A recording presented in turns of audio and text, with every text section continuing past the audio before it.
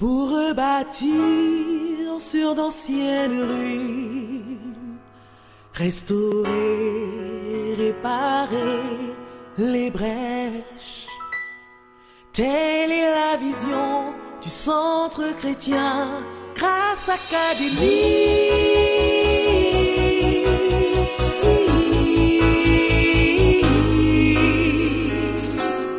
Que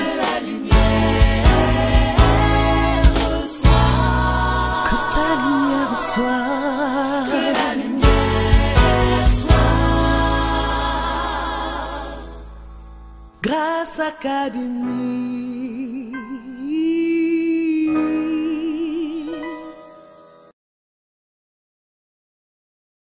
Dieu a mis en toi ce qu'il faut pour que tu puisses t'étendre, te reproduire.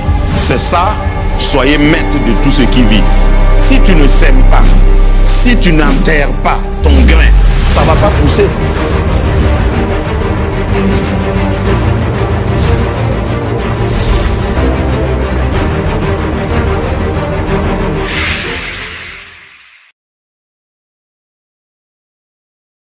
C'est quand les individus sont bons que la famille sera bonne.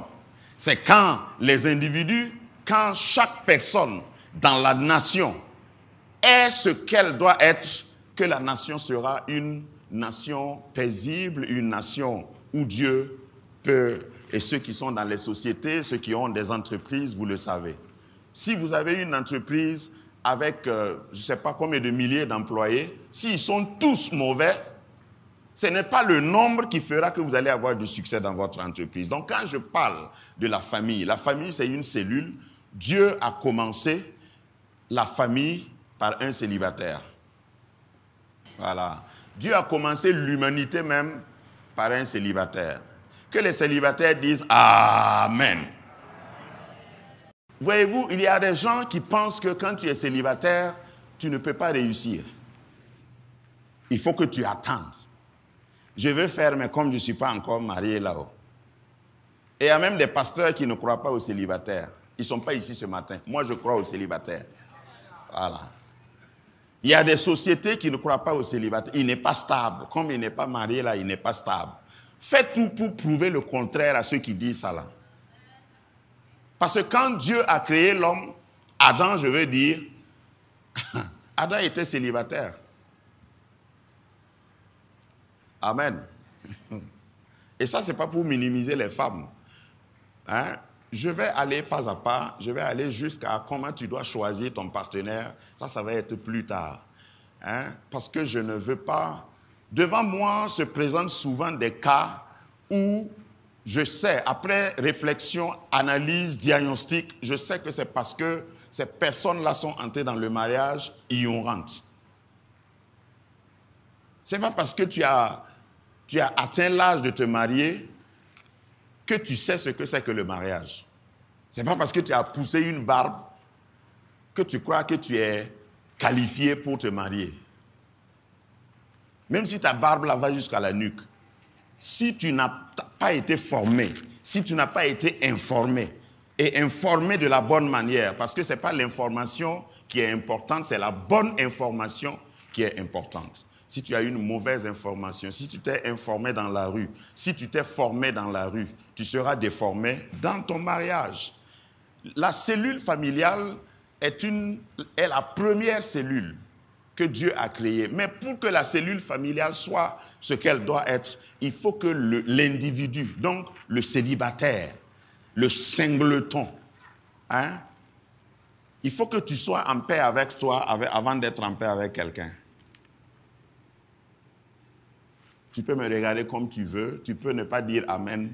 J'ai commencé là, je vais finir. Tu peux faire tous les voyages, tu peux faire tous les diplômes.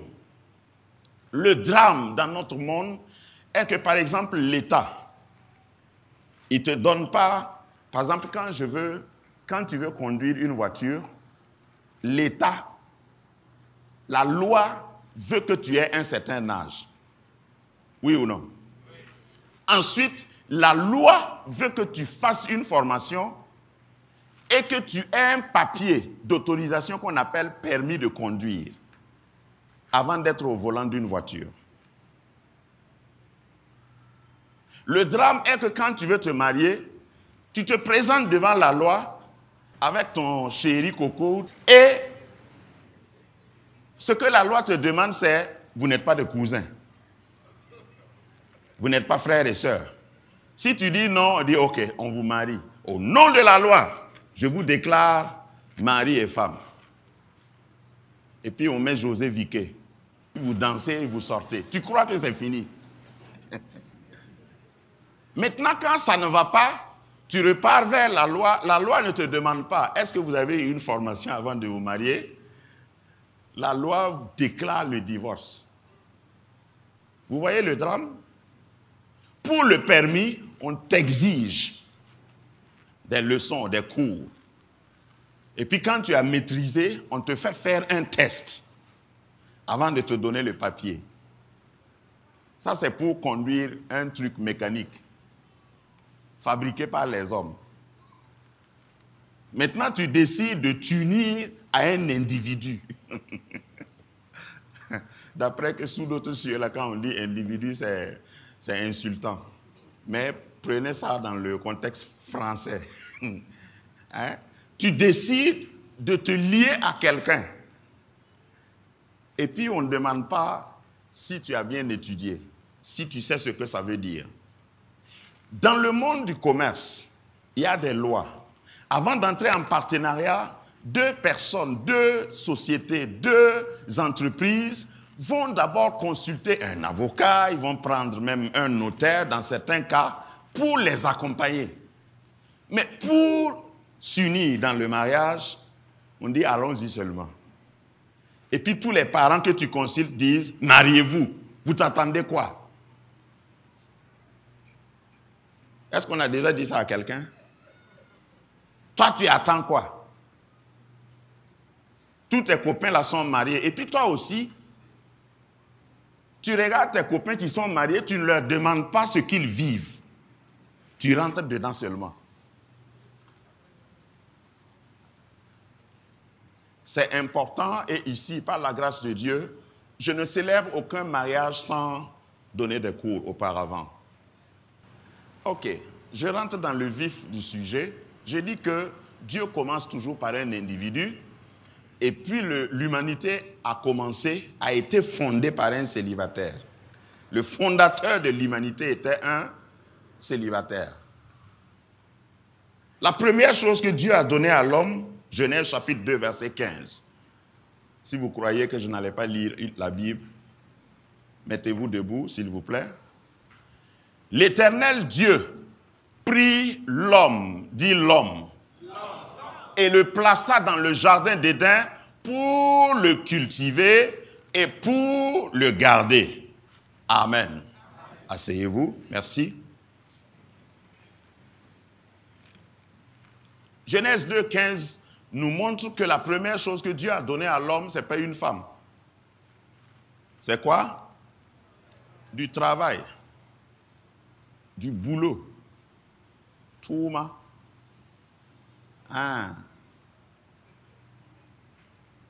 C'est contre mes principes. Si tu es ici, tu es garçon et tu veux te marier, il faut savoir que si tu viens devant moi, ma première question, c'est ce que tu fais. Tu fais quoi? Quand je grandissais, on disait que ça là, c'est matérialisme. Qu'est-ce que mon travail a à faire avec mon mari? Ça a tout à faire. Tu ne travailles pas, tu veux te marier. Tu es malade, tu as besoin de soins. Il faut qu'on t'ouvre les yeux. Et quand je dis travail, c'est un travail qui peut te permettre de vivre. Si tu travailles et tu ne peux pas vivre de ton travail, tu ne dois pas te marier d'abord. Il est bon que tu sois seul. Parce que quand Dieu disait il n'est pas bon que l'homme soit seul, c'est quand il a vu l'homme travailler. Parce que l'aide, c'est pour celui qui travaille. Il a dit, je lui ferai une aide semblable à lui. Les femmes croyaient que je les avais oubliées. Chaque femme vient au monde avec une capacité d'aider. Amen. tous ceux qui sont mariés ici, je dévance même mes notes, mais tous ceux qui sont mariés ici savent que depuis votre mariage, il vous est pratiquement impossible d'oublier une date. Est-ce que les hommes sont là? Parce que l'homme, je ne sais pas, hein, mais nous, bon, moi avant mon mariage, je me rappelais de mon anniversaire 1 mois après. C'est-à-dire mon anniversaire passe et puis c'est le mois qui suit là, je dis, c'était mon anniversaire le mois passé, le 21 janvier. Mais depuis que je suis marié, mon ami, et c'est ce que j'ai trouvé aussi, ça c'est un peu pour faire rire, ce que j'ai trouvé aussi intéressant, c'est qu'à l'approche de mon anniversaire, on vient me demander de l'argent pour me faire des cadeaux.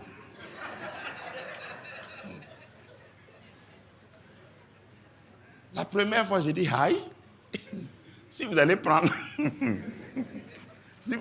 l'argent chez moi pour m'offrir des cadeaux, laissez-moi avec mon argent, mais je dois donner à certains membres de ma famille, ma petite famille.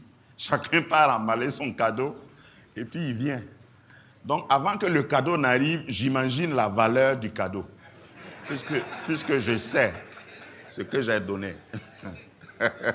Mais je ne peux plus sauter mes anniversaires. C'est ça l'aide, entre autres, je veux dire. Quand tu as une femme à côté de toi, il y a des choses que tu ne peux pas oublier. Même tes engagements avec Dieu. Si tu lui dis, après tu veux reculer et puis il dit, c'est pas toi qui m'as dit ça. Tu n'as pas dit le 22 octobre 2000 à 16h, tu portais une chemise rouge avec des chaussettes blanches. C'est pas toi qui m'as dit ça ici. La femme est détaillante. Elle va te rappeler avec exactitude ce que tu as promis. Et justement, ça c'est pour les célibataires, pour les mariés c'est trop tard. Il ne faut pas promettre au hasard, même quand tu es content. Il ne faut pas promettre au hasard quelque chose à ta femme. Parce que même si tu pries, elle ne va pas oublier. Même si tu pries pour qu'elle ait l'amnésie, elle va te rappeler. Chérie, tu m'avais dit que... Et puis tes oreilles se dressent. Il faut payer, il faut donner.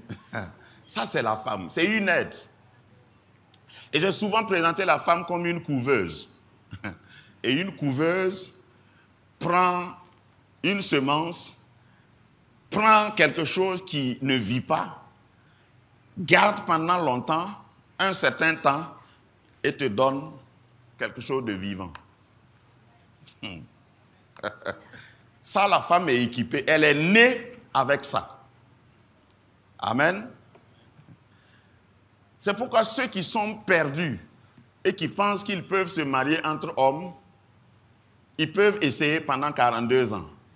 Mais il n'y aura pas d'enfant. Et tu ne peux pas déformer ça. Je suis en train de t'expliquer pourquoi Dieu a appelé la femme aide. Et donc, comme elle est couveuse, même sur le plan pratique, si tu donnes un mot à une femme, elle te sort une phrase bien construite. Voilà. Complément, article, verbe, tout ça. Un seul mot, elle te fait une phrase. Si tu lui donnes une phrase, elle te fait un paragraphe. Si tu donnes un paragraphe à une femme, non, elle te donne un livre, un bouquin. C'est pourquoi on l'appelle l'aide. Ce n'est pas de sa faute. Les femmes disent, ce n'est pas de notre faute. Dites-le, ce n'est pas de notre faute. Dieu nous a créés comme ça. Si tu lui donnes un livre, elle te donne une bibliothèque. Elle va couver ça pendant un certain temps. Quand ça va sortir, c'est-à-dire le Burkina tout entier va savoir qui tu es. Ton mauvais caractère là, c'est une femme qui peut publier ça dans les annales de l'histoire du Moro. Elle sait faire ça.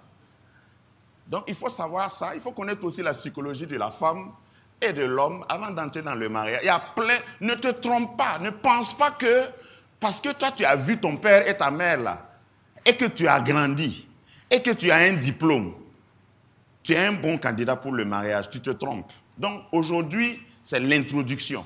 Je vais parler d'abord de l'individu. L'importance de la famille, certes, mais l'individu. Il faut que l'individu soit ce qu'il est. Et tu ne peux pas être ce que tu dois être si tu ne travailles pas, par exemple. Le travail, c'est aussi une formation. Et d'ailleurs, les bons travailleurs ont été d'abord formés.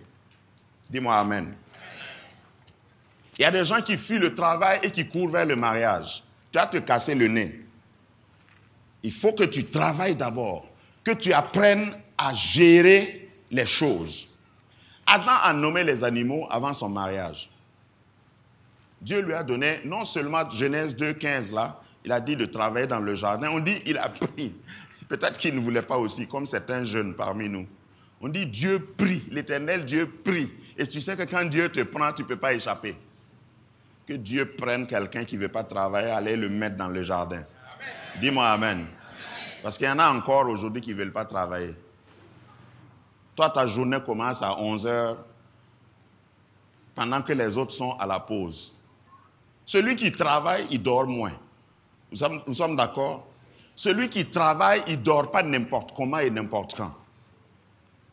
Quand tu travailles, c'est un niveau de responsabilité. C'est aussi un niveau de maturité. Il faut que tu travailles. Et quand tu travailles, le travail va révéler ton vrai caractère. Si tu es paresseux, c'est au travail que ça va se révéler. Si tu sais gérer, c'est au travail que ça va se révéler. Il y a des gens qui travaillent et avant qu'ils ne prennent leur salaire, c'est déjà dépensé. Non, je ne parle pas de toi, de ton voisin. Grâce Académie, une vision, une plateforme, un cadre d'expression et d'épanouissement pour tout l'homme. Une ambassade du royaume de Dieu, un peuple d'adorateurs, un centre multiracial, une église sans cloison avec pour seule passion vivre la réalité de l'évangile de Jésus-Christ. Grâce Académie, une voix prophétique et une vision pour sa génération. Situé à Ouaga 2000, à 700 mètres de l'ambassade des États-Unis, côté Est. Grâce Académie. Quand tu travailles, tu vas passer par une formation. Si tu n'es pas passé par ça et tu entres dans le mariage, Yako, ça va être la catastrophe.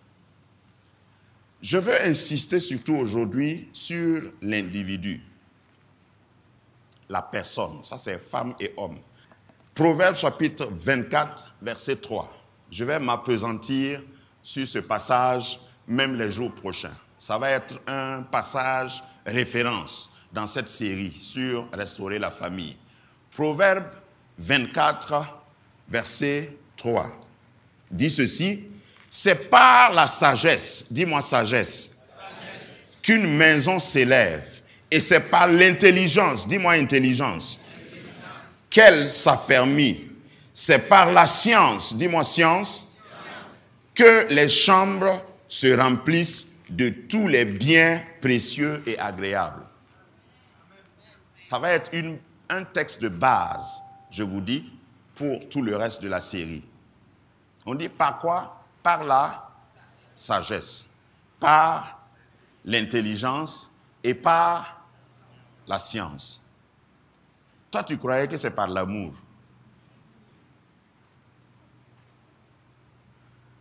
La plupart des mariages qui échouent, c'est des mariages qui sont fondés sur l'amour. Ah, on s'aime, ouais. Les parents disent, est-ce que vous vous connaissez bien? Disent, non, on s'aime. Non, vraiment, on s'aime. On s'aime. Est-ce que vous êtes sûr que vous avez réfléchi à tel aspect, tel aspect? Non, l'amour qui nous unit, l'amour, le love, c'est sûr que ça va marcher. Parce qu'on s'aime à folie. Je l'aime tellement que je ne peux même pas dormir.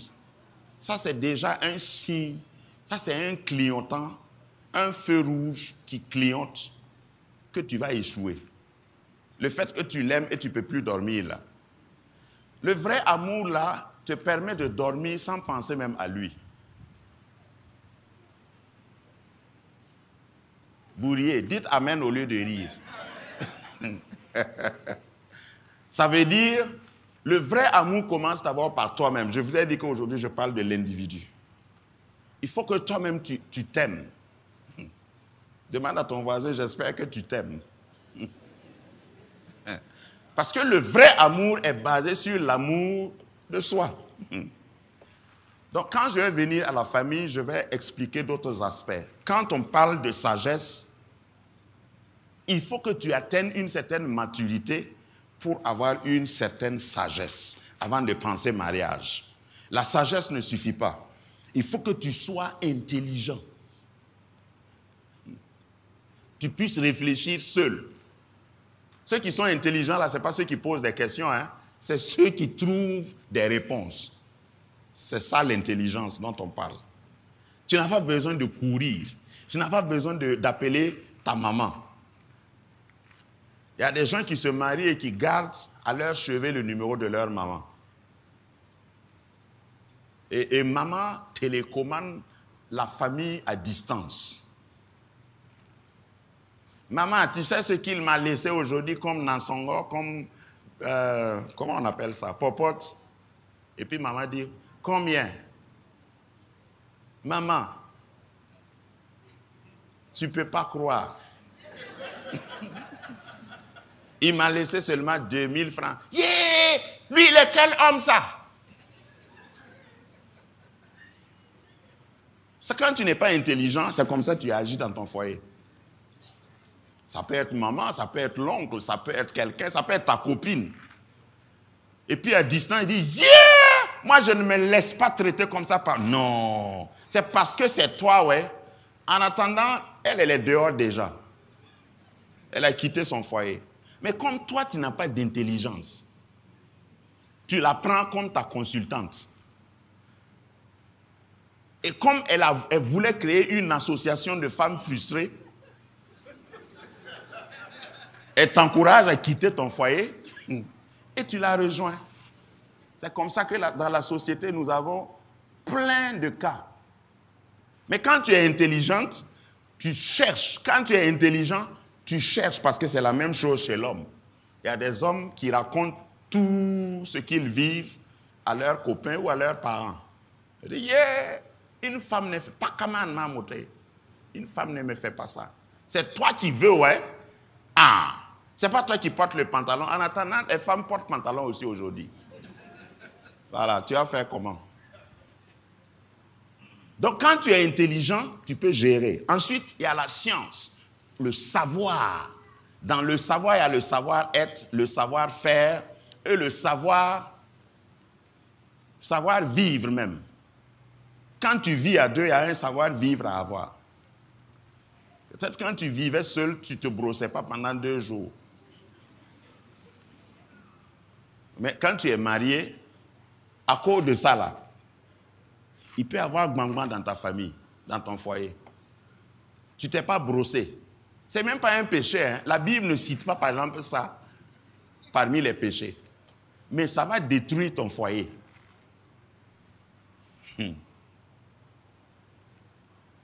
Quand tu n'étais pas marié, je parle aux célibataires. Voilà, peut-être que dimanche prochain, tu ne vas plus revenir. Quand tu n'étais pas marié, tu ne lavais pas tes chaussettes. Tu laves tes chaussettes seulement à Noël.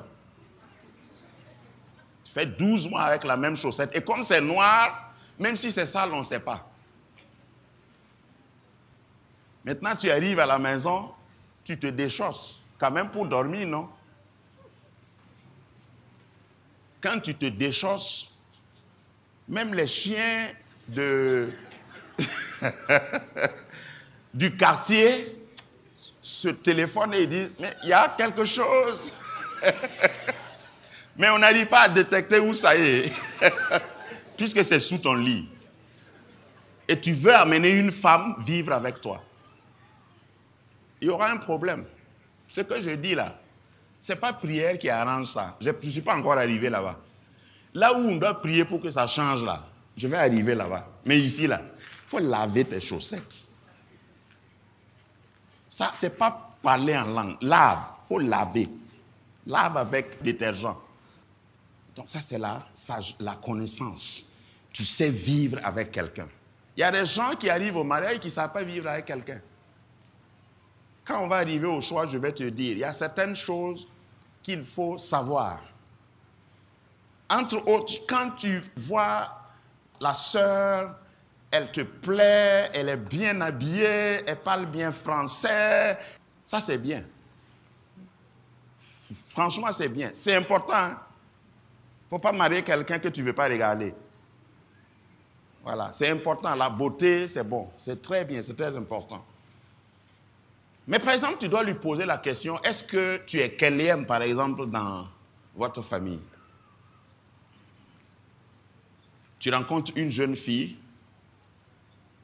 et puis elle te plaît, demande-la, elle est quelième. Si elle est la première de sa famille, il faut t'attendre à certaines choses quand vous allez vous marier. Qui peut imaginer une chose? Oui? Parce qu'avant qu'elle ne t'épouse, là, elle payait la scolarité peut-être de son petit frère.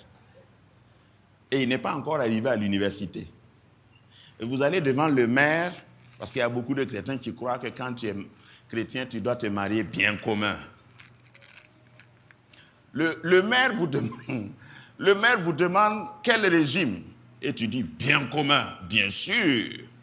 Je suis pentecôtiste chrétien charismatique. Voilà. Bon, évangélique est sous-entendu, bien sûr. Ok, vous allez vous marier. Elle touchait son salaire.